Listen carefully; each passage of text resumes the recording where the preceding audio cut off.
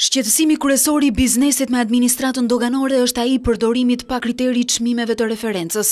Dhoma amerikane tregtisi propozon drejtorisë doganave që të minimizojë këtë procedurë, e cila ndikon negativisht tek biznesi. Sipas kompanive, abuzimet në këtë drejtim janë të mëdha, ku për të njëjtin produkt por me markë jo të njëjtë, aplikohen çmime të ndryshme reference.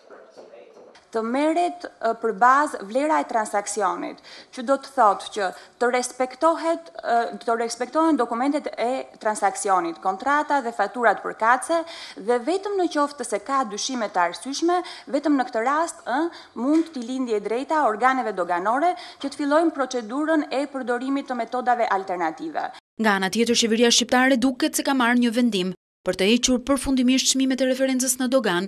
Drejtoria Elisa Spiropali tha se një grup pune është ngritur për të përcaktuar modalitetet për këtë qëllim. Ne angazhimin e kemi.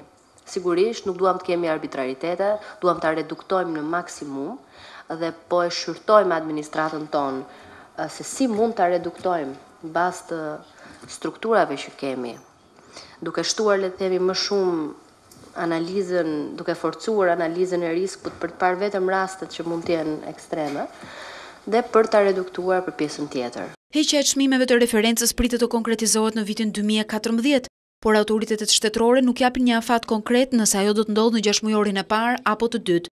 Çmimet e referencës janë aplikuar në më të shumtën e rasteve si një formë për të realizuar planin e doganave, ndërkohë që sipas ligjit referencat zbatohen vetëm atëherë kur ka dyshime apo paqartësi dokumentacioni lidhur me çmimin e blerjes së mallit jashtë vendit.